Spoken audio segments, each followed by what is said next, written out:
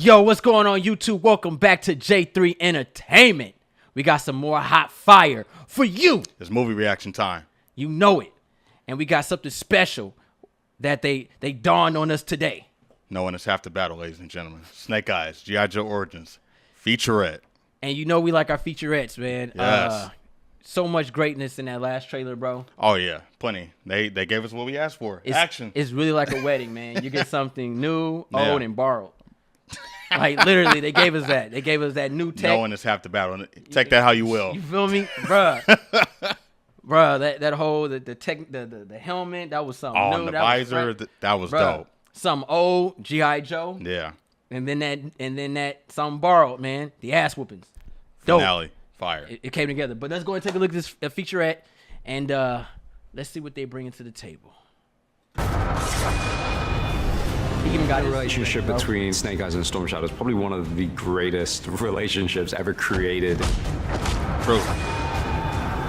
Larry Hama being on board gave us the stamp of approval. We've all loved his work for an entire generation. When I did the comic, it was completely character-driven. The Legend. readers would come back to spend more time with characters they liked. Oh, my God. I came up with the backstory about Snake Eyes and Storm Shadow being comrades. Do it. Snake Eyes saves him. He brings him back to train him up. Anytime you're ready. Snake Eyes and Storm Shadow are the brother loyalty story. Thank you. Purpose. It's very yin and yang. The ninja in black, ninja in white. You are the only brother I've ever known. I would pay you back with my life if I had to. That's all I needed. It was so important for us to get that relationship right in this movie. Larry gave us creative license to be able to tell a story beyond the comics and launch this brand new universe for G.I. Joe. There should be no complaints after that. That was good info. I ain't gonna lie. He ain't lying. I ain't gonna lie. That was good information. Should be no complaints after that. He gave him liberty to modernize it. Do what you have to do, but make sure you keep the spirit there. I'm with it. I'm with it. I'm with it, man. I think you said a lot in the last trailer, but for those that are just walking in, just give us a rundown. How you feeling, man? Especially after watching this featurette, man. Oh, man. Larry Hama's still with us. He's still with us, bro. The Joe legend, the Mastero, he's with us, man. And it's crazy too, because he got thrown in that project. Yeah. It's like, yo, do this comic book for us. Okay. Man, everything about this just feels authentic, bro. They actually shot in Japan. Nice. Like, it's just the culture's there. We're getting history in a blockbuster action movie, and it feels like a smaller movie, and I like that. It's grand scale, but it still feels like a personal movie. Mm-hmm. And we'll probably get G.I. Joe stuff later, but they're giving sprinkles of it. So I love that they're still keeping it intact, letting you know this is a G.I. Joe world, but this is about Arashikage. And that's the whole backbone, because these are the two most beloved characters in the Joe-verse. And what makes it really dope is that you have the creator, right? And that's rare to see. And I think the last time we really saw that of someone like older cat, coming in and seeing their stuff come together was Stan Lee. Yep. And even at the time, he didn't have free range like he got. You know what I'm saying? So that's really cool. And I pray and I hope they really bring this together the right way, because there's a lot, like you said, that history. It's going to bring so much depth when they come to G.I. Joe and those battles and these missions occur, and you got to run into your brother. Yeah. Like, yo, I got to fight this dude, bro. And who's going to win? Right. And he's over there taking out your comrades and stuff. Like, bro, like, Cobra! That's going to be the exciting part, man, that falling out. But seeing them, like, bond and grow together and then, going separate ways, the yin and yang whole factor is going to be really exciting. Because I like that they're showing the training aspects, how he saved him, and vice versa, how Snake saved him. It's going to be interesting, man. And what I hope this does is show that, 100% pure brotherhood, and then halfway through, or maybe towards the end, we get that rivalry. Mm-hmm. And this is why I said before in the last video about that whole trilogy dynamic. Yeah. Because you want to build that climactic aftermath and that whole vengeance factor. And then also you can use that second portion or second chapter of the Snake Eyes Origins to show them as Vietnam vets on the battlefield. And then that third movie. But I mean, you're going to have to change that's when you have to modernize it. Yeah. You might have a new war. Yeah. Yeah. And I'd be cool with that. It'd be like some Guam, NATO, or Special Forces, Black Ops, Afghan or something. Yeah. You can really Afghanistan, Yeah, you can modernize that, and then the third movie show the G.I. Joe being created, or them, creating the thing, the founder, Joe Coden. Yeah. That'd be cool, because we never got him yet, as we know of, in this new pre-existing universe. And then the G.I. Joes start coming out, because once Joe Coden puts it together, they're going to go out and start recruiting, looking for the best of the best from all different backgrounds. Mm-hmm. And then you build your G.I. Joe films. Question. When you said best of the best, I obviously thought of Will Smith. Jay, do you think Will Smith could be a Joe? Yes. Yeah. I don't know who yet, but he can be one. Because I'm really banking on, like, for those that can't get into the MCU or the DCFU, and this is great for them. These franchises, I wouldn't even mind seeing Sylvester Stallone in this. Like, all right, I'm gonna say it now. I'm gonna say it here. Sylvester Stallone would be an awesome seasoned General Hawk, because we know we had in the last one was Dennis Quaid, and he was great. Yeah, Dennis Quaid can come back, but hey, I'm just saying, y'all, like, man, there's so many characters, because I think so many top action stars and actors that can get in on this. I feel you, and the reason why I say that because when we had the Expendables, bro, this can be that. It's the Expendables. This can be that. Without, like, it actually has a structure. Like, Expendables fell off because it didn't have. It became a clusterfester of old actors. You know what I mean? Like, I could see Wesley Snipes. And this can go on forever, because G.I. Joe has hundreds of characters, so you can keep that Expendables Cats idea die. They going. have kids. You can bring in new characters. You know what I mean? The offsprings of these soldiers. I would love to see that. No, I like that. Shit, you can get John Kreese in this beach. You know what I'm saying? Like, I think you got a lot of old cats that I think will bring on that original. That's the original Joe feel. They would love to do that. I know they would. Because the reason why I say that is because these are old school military guys, and G.I. Joe was created in a time of old school military guys. Yeah. And no disrespect to the new cats, but they're not as stern as the old guys were. You know what I mean? And vice versa. Even when those old guys were in the military, there was the sergeants were more ruthless than they were. Right. You know what I mean? So I think you do need those type of actors who bring that fire, and then it brings more out. Because going against Cobra, that ain't gonna be easy. Nah. And you can't really play with it. Like, it's Modern Warfare all over again, just with the technology. Like what was it? What was Tom Cruise movie? Live, Die Tomorrow. Live. Oh, Edge of Tomorrow. Edge of Tomorrow. Edge of Tomorrow. Yeah. It had like 9 different titles. I forget. Live, Die, Repeat. That was the theatrical one. Yeah, right.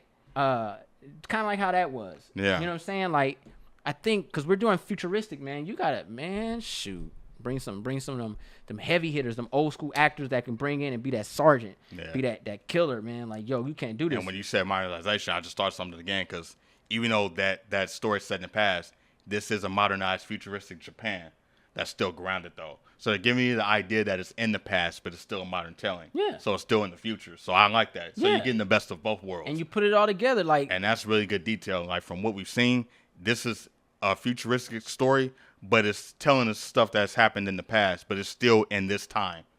So that's I know that wasn't hard to do. Like, they really pulled it off from what we've seen. You think Kurt Russell can show up? Yeah, he can show up. I think this is the perfect. Well, he'd be a villain or a hero. I think Kurt Russell would be a villain. Okay, all right. I will say this though. That'd be dope. I think this is the perfect time. Should throw son in too. That's what I'm about to say. This is the perfect Wild franchise to bring in wrestlers and the offsprings of these iconic action heroes, because I could see Clint Eastwood's son in here. Don't cry. I can see, bro. Yeah. Bro, I can see it. Yeah. Right? I can see the way, like, because we just watched Jason Statham film, and the way that team was, that was some G.I. Joe shit, bro. Yeah. Right? Yeah. You could bring a lot of new faces in here. I could see Randy Orton in this. Remember Randy Orton, the wrestler? Yes. I can see Randy Orton in this, bro. I can see John Cena in this. Like, I can see these wrestlers that we grew up on taking these roles, dude. Randy Orton would be a good Flint. I could see it. They got the structure. Because G.I. Joe, as a kid, man, even though it was Kurt anime. Russell, Zartan, Master of Disguise, and Cobra's right-hand man. And being suave like a mofo, Dude. right? Oh, Woo! snap. Hey, I can see it, man. The way they handle these wrestlers and these actors, and I think it's the perfect. That's why when they brought The Rock in, it was like, damn. Yeah. That works. Wyatt Russell, Firefly. He can pull that off. I think this is the time, man. The Offspring shit. You could throw Keanu Reeves up in this mug. Oh yeah. Like these are the franchises that give us. It's fantasy, but it's gonna give us the action that I think as fans we deserve. We don't get anymore because different eras of action too. Because you're getting military, you're getting ninja, and you're getting espionage. Yep. So you're getting all the stuff that was from the past in one. that we like. Yeah. And it's just like when And I Joe said was around in that era, so they know how to blend and mesh it well. like what movie Tom Cruise do? Mission Impossible. Mission Impossible. That's Ethan. And what was the other one? Jack Ryan. No. Oh, well, that's somebody else. That's not Tom Cruise. No. Though. Tom Cruise did another one. I can't think of it. Jack Reacher. Jack Reacher. Jack I knew it was Reacher, one there of you them go. Jacks. Lee Child author. Yeah. Like I would love to see Ethan meet Jack. That'd be crazy. Right? Yeah. Play yourself. This is what we want to watch. Hey. This is the type of stuff we want. I'll take it. Tom Cruise playing Tom Cruise. Oh, somebody tell TC that. That's gonna be an expensive movie.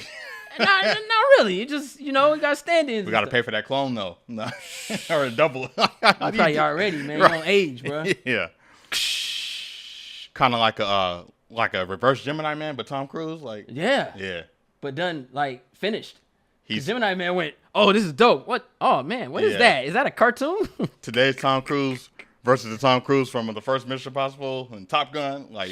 Bro, I'm with 80s Cruise versus 2010s. Tom Cruise could be in this. Yeah. Granted, I think even though I'm saying a lot of stars, and I know star power does clutter, and sometimes it goes a little bit south with that. But just knowing like the G.I. Joe characters are and the Kiefer Sutherland. Oh man, bro, the stakes that these actors take to make these characters, these are old actors, make these characters come to life. I can't forget that. And a lot of these new actors, it's like the NBA. They just think they don't want to get hit.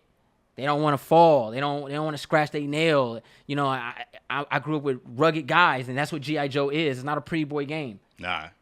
You know what I'm saying? So everybody has character, like everybody, and they all had all distinct personalities. That's true. I want that. Shit, you could throw in Chris Evans, he ain't Cap right now. Shit, might as well be a captain over here. He might be the general. General Hawk, maybe. No, and Joe, the main guy. Oh, Colton, yeah. Well, they had Bruce Willis do it in Retaliation. Yeah, but seeing him in a younger state would be dope. This is Chris Evans. I like that. That.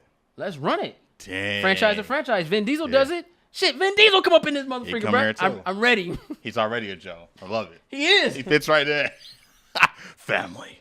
Retaliation. I'm telling you, man. There's so much they could do with this, man. G.I. Joe, the Furious Years.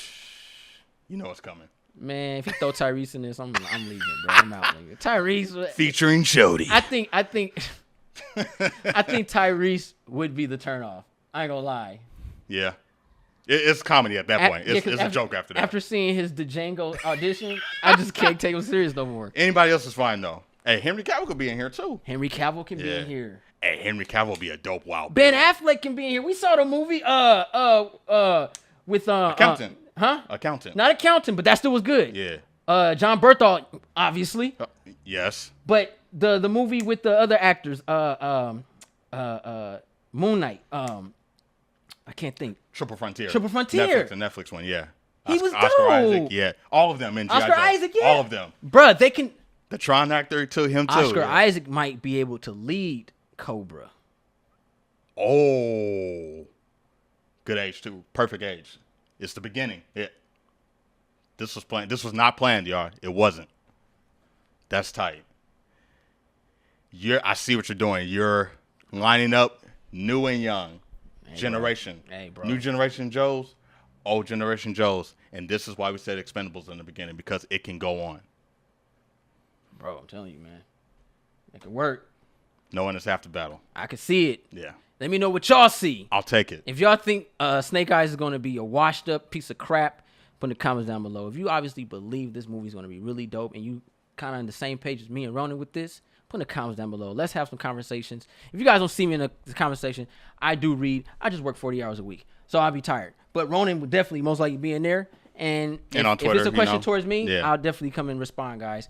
If you're new to the channel, go ahead and push that subscribe button. Thumbs up this video. Don't forget to share Instagram, Facebook, Twitter. Yep. And also follow us on Instagram and Twitter. I'm J3. I'm Ronin Shogun, and then just asking. I love chalking up cinema chop shop. And we out.